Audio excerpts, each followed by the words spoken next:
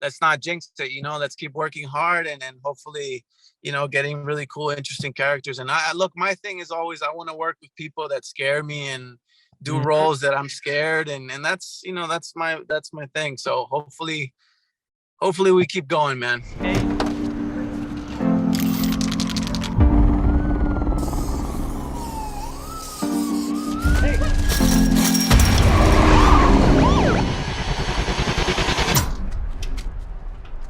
What's up? Looking for some assholes who like to spray shit.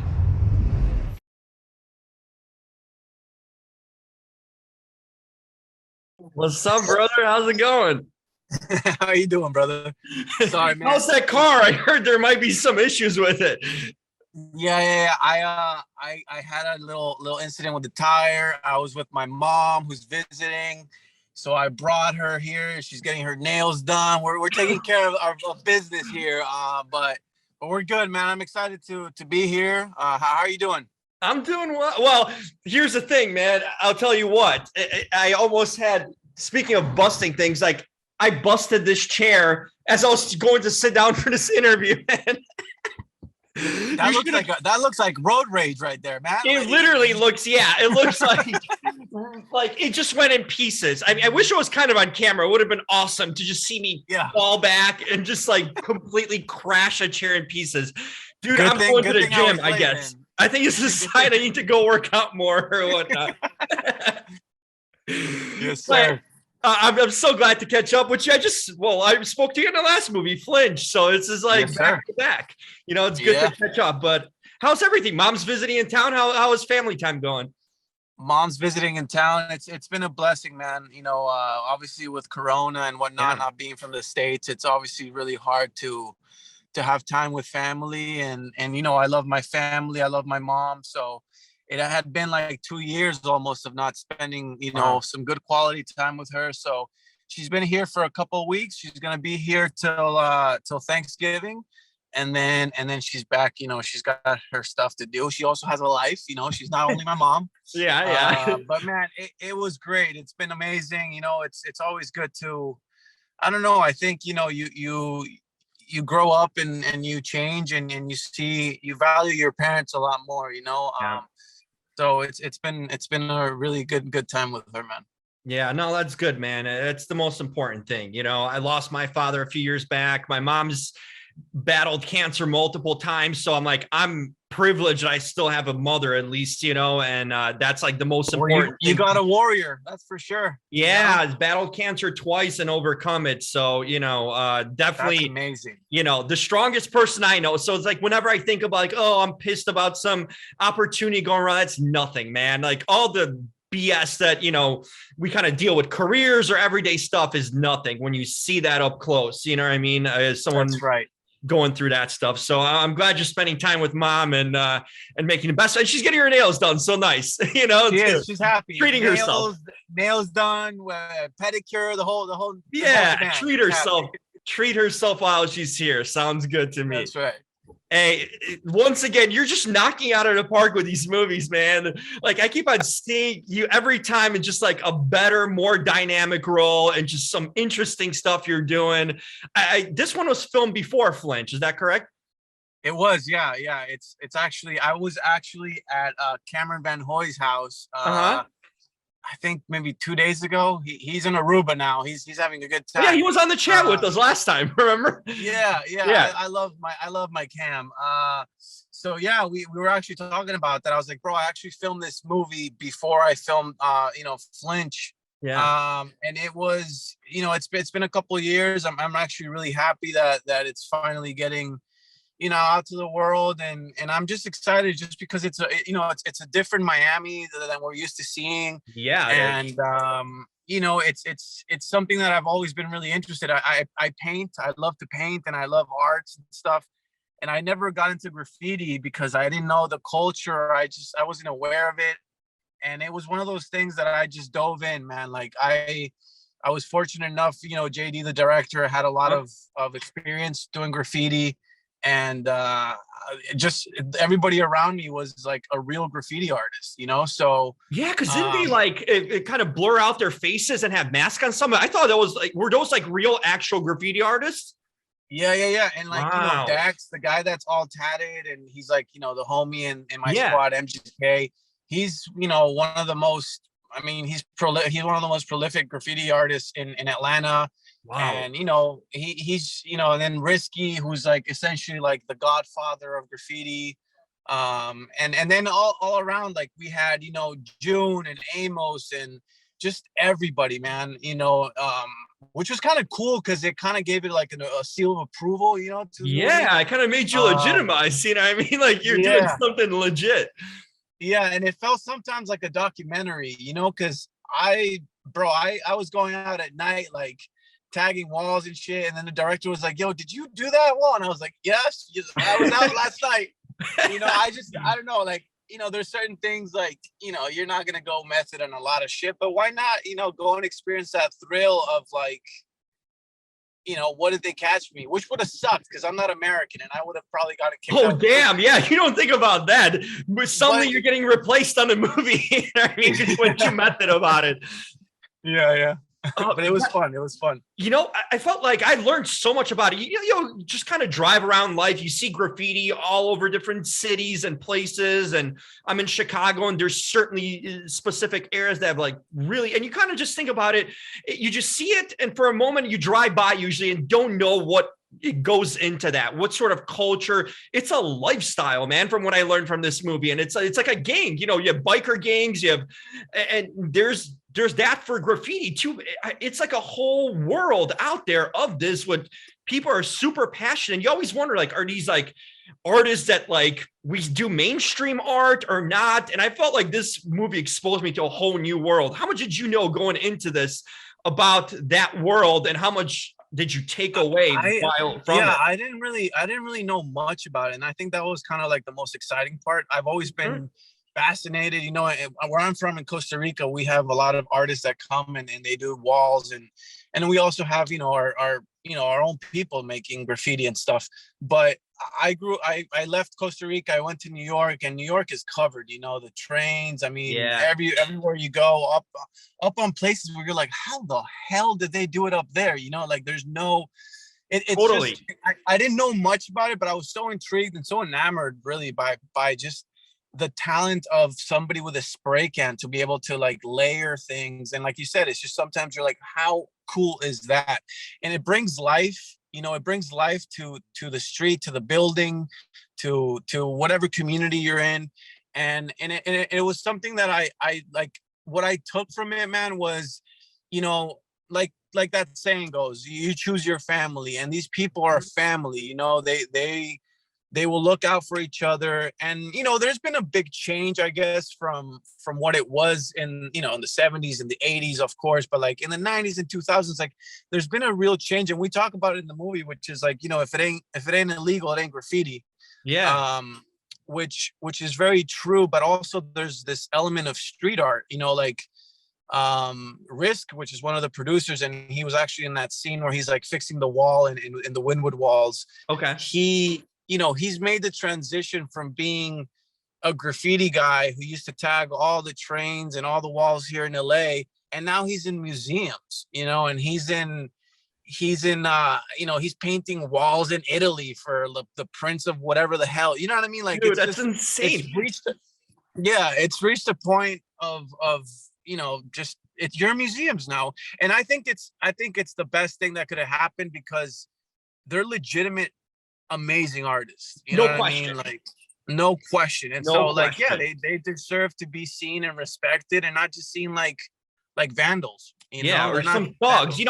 That's what I learned kind of about it. Like, these are talented people, I mean, that do that stuff. And that's what I kind of, you answer my question in a sense. I'm like, they probably could make a lot of money off of this by creating art, not just, I know it's personal. There's a difference, I think, about the meaning of person, how personal these things are. And it's amongst their friends and peers, and, it's that sort of thing, it's their sign, it's their expression. But man, there's a whole world of possibilities, because these are like talented artists that should have their stuff allowed to be featured, not having to hide from it or run from it. And Wynwood, which is, the Wynwood walls in Miami, and there's Art Basel and all that, I think it's been a huge part of the transition, you know, because they're being celebrated, you know, as they should. They are being, you know, their work has a lot of value, and it has a lot of, like we talked about, a lot of talent, a lot of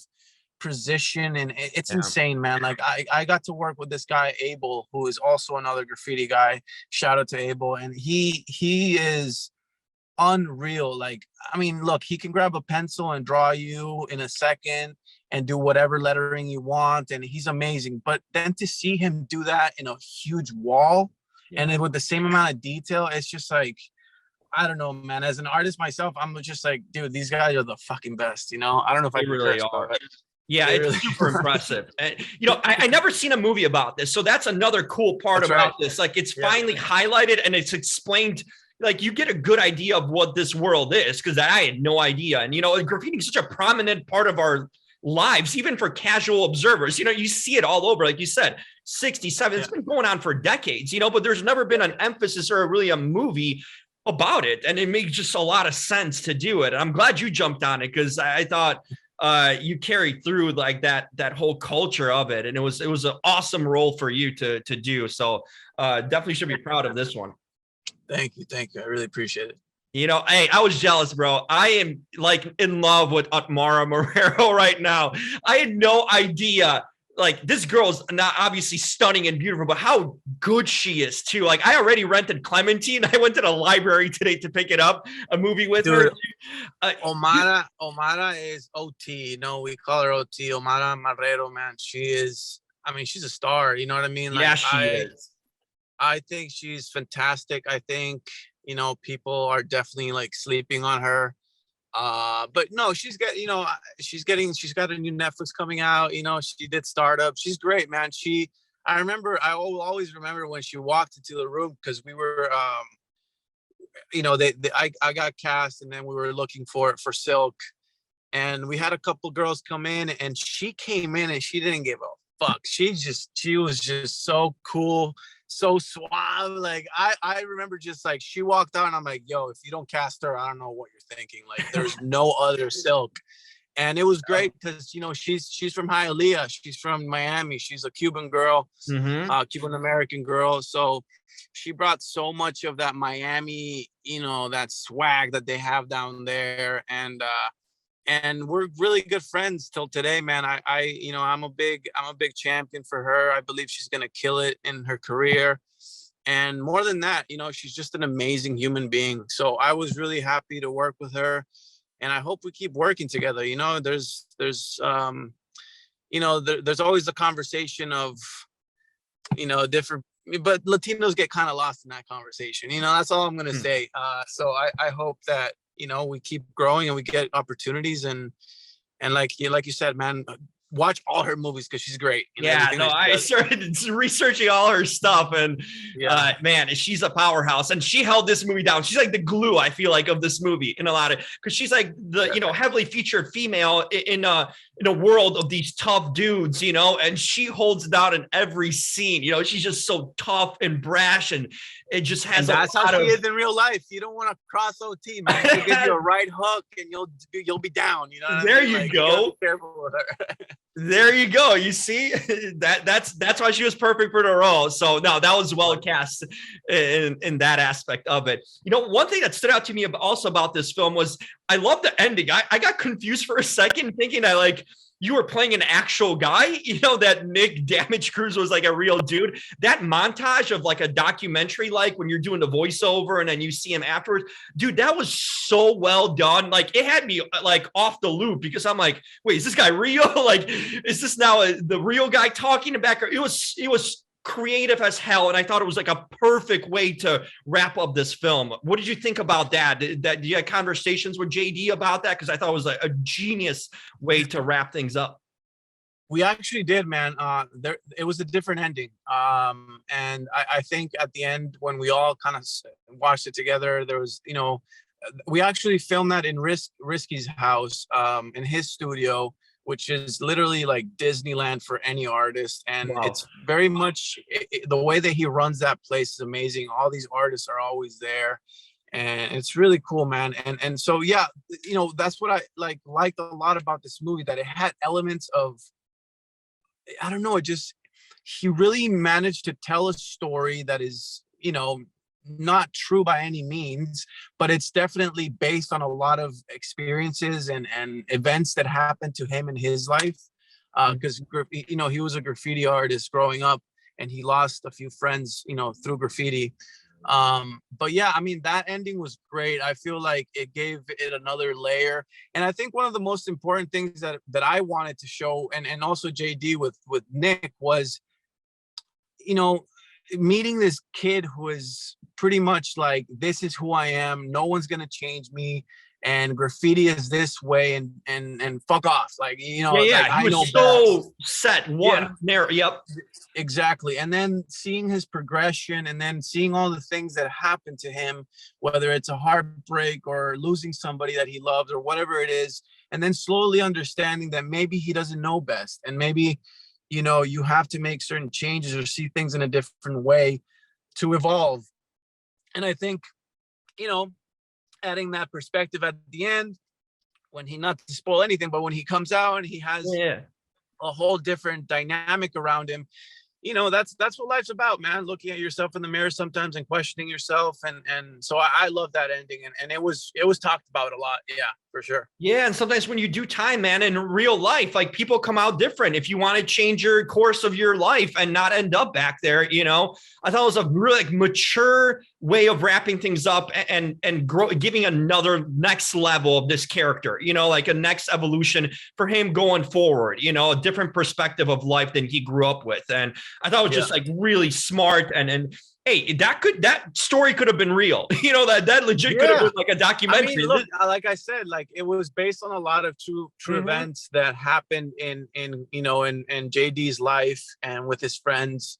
So yeah, I mean, and look, I got to meet a lot of these guys, you know, these cats that lost friends because of graffiti. Yeah. And look, man, if they're happy, we're all happy. You know what I mean? Because at the end of the day, like, I think it shows a Miami that we don't get to see, and it also shows, you know, the realness of being a graffiti artist, and what, you know, what it takes to be one, and what happens if you're one of them, you know. So yeah. No, it really gives a good look on a part of kind of culture that we never get to look at. So I thought it was just awesome, man. I got to ask you, you got that Station 11 coming up too. I'm looking forward for that on HBO Max.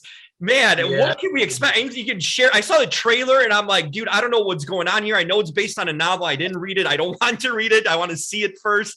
But this has got an awesome cast.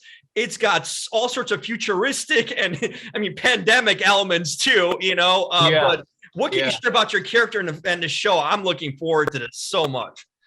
Bro, I'm so excited for this. It was truly a treat going up to Canada during the pandemic. Wow.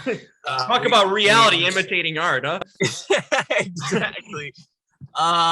It was, you know, it was tough. I was up there like 4 months in complete lockdown because, you know, Canada was going through it. Yeah. They're still kind of in that. Yeah, they're a lot better now though. That people can actually go to restaurants and stuff. But back then, like, there was complete lockdown. We couldn't do anything. But yeah, like you said, man, an amazing cast. I mean, I got to work a lot with Mackenzie Davis, who is, man, she is wonderful. She is so good at what she does. And you know, Patrick Somerville is the showrunner, and he gave me a beautiful opportunity here, man. I'm playing this guy who's you know, the prophet, and it's a very intertwined story. It goes back and forth from year 0 to year 20. So you get to see kind of like where the pandemic starts, and then, you know, 20 years later. And what I like about this story is that it's very personal. It's very intimate. It's literally about this community of people in like a 50-mile radius in Michigan. And yeah, man, it's about, you know, humanity and art, and how those things save us as people and keep us going. And yeah, I'm lucky, man. I had a blast working with all these amazing, talented actors. I got to work with a lot of kids as well. Yeah, it's a packed cast. It's got some packed, man. Gael Garcia Bernal, who is like one of my heroes growing up. Yeah, You know, he's playing my pops. I didn't get to work with him, but I'm getting closer. I'm coming for you well, guys. there it is. That 7 degrees turned into like 1 or 2 now of separation, right? Yeah, but it's coming out December 16th. So what is that? A month away. Yeah, a month away, man. I'm hyped about it. I saw it and I'm like, it looks amazing. The sets and everything. It just looks, it blows you away, you know, too, when you see it. It's gonna be a hell of a thing. And I mean, like I said, people probably know more about it reading a novel. I don't want to get to it. I want to see the movie version first and then go backwards because and you looked almost unrecognizable. I was like, wait, is that Daniel or what? I had to go back a few times. He had that beard and everything. Yeah, I grew my beard for like, I think it was like 6 months or maybe a little bit longer, 7 months. So it's real. It's not no prosthetic. No. It's real, 100% real. And the funny thing is that the kids that I was working with, a lot of them came and they're like, that's fake. And I'm like, nah, it's real. So they were like pulling my beard to verify that it was real. And yeah, I mean, look, I had long hair and stuff. I showed up like that and I was like, this is what I think it should be. And they loved it, thankfully, because I was like, don't make me shave after 7 months because, you know, commitment, it was a commitment. Yeah, it was a commitment for sure. Oh, it's gonna be so good, man. I can't wait. You see, you're on such a roll. I mean, like, to think about, you know, I've seen your earlier work too. We talk about It Follows and Don't Breathe. Did you see Don't Breathe too, by the way? I haven't seen it. No, I haven't. I just picked it up today. I haven't seen it, but I'm going to watch it in the next couple of days. So I'm kind of interested to see it. Yeah, I have a lot of friends in that, so I have to watch it. That's right. Stephen Lang still returning, right? So yeah, Stephanie Arcila, who's another person that I've worked with a few times, and then obviously, you know, Rodo and Fede, and I love those guys, so I have to watch it. Man, it's gonna be a little sad because, you know, I know, money back. I know he died, but he can come back. I told him, I was like, yo, bring me back. Flashbacks, right? What happened to like flashbacks? Exactly. But I'm excited about your career. You're doing so much good stuff, man. I'm just proud of where you've come and where you're going. This is so cool now, you know, and I'm sure that show is going to get huge exposure on HBO Max. Dude, you're doing big things. Yeah, man, I appreciate it. Look, I consider myself a lucky one. You know, I always wanted to do this, and I'm doing it. And so let's not jinx it. You know, let's keep working hard, and hopefully, you know, getting really cool, interesting characters. And I look, my thing is always I want to work with people that scare me and do roles that I'm scared, and that's, you know, that's my thing. So hopefully we keep going, man. Hey, and you know what? You're taking challenging characters. You know what I mean? Because some people wouldn't maybe want to play certain guys like that, but like you have, you know, but you've taken challenging roles and interesting roles. Like you've challenged yourself. I can watch you on screen. I'm like, yeah, this isn't like a piece of cake role. You know what I mean? There's a lot of energy and effort that goes into that. So especially in this movie, man, you know, this guy's like constantly going through stuff, you know, emotionally on the inside and you know, there's just up and down roller coaster. So thank you, brother. I appreciate it. I really do, man.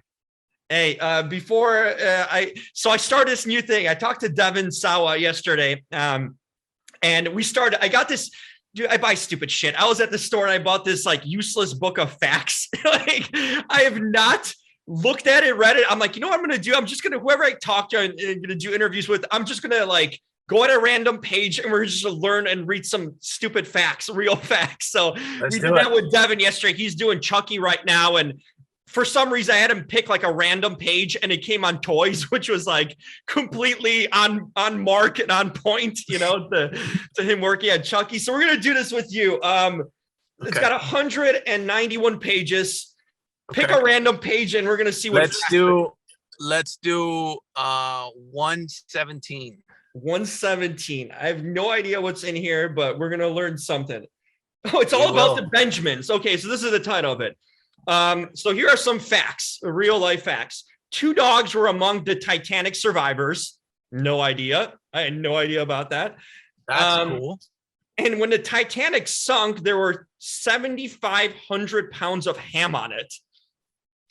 Damn, was it like Spam or something they had in the cans or what? Oh my God, that's a lot of ham, yeah. And the two other facts we got here. Oh, wow. Morocco was the first country to recognize the United States in 1789. So when we formed the country, Morocco was the first one to give us like the heads up. I guess. That's a little far away. Yeah, I don't know how it came to that. Yeah. And this is interesting. The $8 bill, I'd never seen or heard of it. Was $8 bill? $8 bill. Okay. $8 bill was designed and printed by Benjamin Franklin for the American colonies. Wow, I had no clue this was actually stuff. I mean, I've seen the $2 bill, which is really popular. Yeah, I have a few of them, but I never knew an $8 bill was a thing. That's crazy. Oh, and then the final one is more than 150 people were tried as witches and wizards in Salem, Massachusetts in the late 1600s. So I think those witches stuff we hear about Salem, 150 people were staked apparently for it. Ooh. Wow. That's crazy. Well, I learned a lot, man. Yeah, I wonder one of these days, I hope someone like knows one of these facts, but this is crazy, right? I have to tell you, I didn't know any of them. I feel very uncultured. Believe me, I didn't even know what some of these meanings were too. So yesterday we learned that Barbie's actual name, the doll Barbie, is Barbara Millicent Roberts. Okay, so that's another fact. Okay, cool. There you go. You know. Hey, are you doing anything for the holidays, by the way, before I let you go? Any plans? Thanksgiving with family, and then I'm trying to see. I'm still dealing with green card stuff. So my situation is kind of like leaving the country is a little complicated for me right now. So I'm gonna have to see what happens for Christmas. But yeah, Thanksgiving is coming up. So happy Thanksgiving. Absolutely. And, are you a football Thanksgiving, watching football, turkey, pie, that sort of thing? Yeah, I'll watch a good football match for sure. So I'll be doing. Don't watch the first game. My Bears are playing the Lions, dude. You can go out. You can thought on that one. I'll skip that one. But hey, look, there's a lot of exciting teams, man. I'm waiting to see if Brady can win the ring again. That would be crazy with Bucks. OBJ just came to the LA Rams, so yeah, but they got waxed on Monday night. They got waxed on Monday night. Yeah. So we'll see. Who are you rooting for? Do you have a specific team or?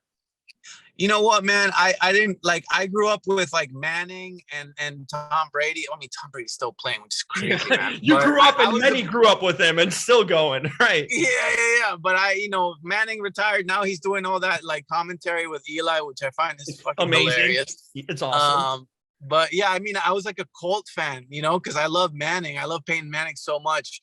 But now that I'm in LA, I root for the Rams, and I want them to win. It'd be nice to go to a Super Bowl, that's for sure. I'm a big sports guy, so whatever sports are on, I love watching. I love watching athletes or whoever at the top level. It's always very exciting. Yeah, so, and you're Yankees all the way. Yeah, I mean, look, when I moved to the States, I moved to to New York, and I went to a lot of Yankee games. So here I'm repping a little New York. We'll see. Can't go wrong with that. Baseball, I'll tell you though, I don't watch baseball until like the last couple of games. I'm not a big baseball guy. Because the season changes so many times till they get to the playoffs. There's so many games, and I feel like these guys don't care. So I'll watch it when they really care. Yeah, when they gotta win. You save some time, but hey, you're in LA. I just was visiting out there. SoFi Stadium, dude, it's like another planet. It's the best thing I've ever seen live. That stadium is top notch. I gotta check it out. I haven't been. Have to. I've flown over it and it looked beautiful. Yeah, inside it's like you're in a spaceship. I didn't know what to do when I got in there, so it's one of those things. But hey, Zeke, man, good to catch up with you again. I'm happy to see everything's going well, on screen, and hopefully get that stuff figured out. With the green card, we need you here. Okay, we need to keep you around here. I'll try and stay here, man. Yeah, I will. I'll do everything that I can. But thank you so much, always for supporting it and asking me questions about it. And I just love talking to you, brother. So happy Thanksgiving. I hope you spend a good time with your mom and with your warrior. Sure. and I'll see you on the next one, hopefully for Station 11 or something. Yeah, definitely hope to catch up with you and definitely enjoy that time with mom and treat her to something more. I know you will. I will, brother. Take care. All right. You too. Take care, buddy. Peace, brother. Bye.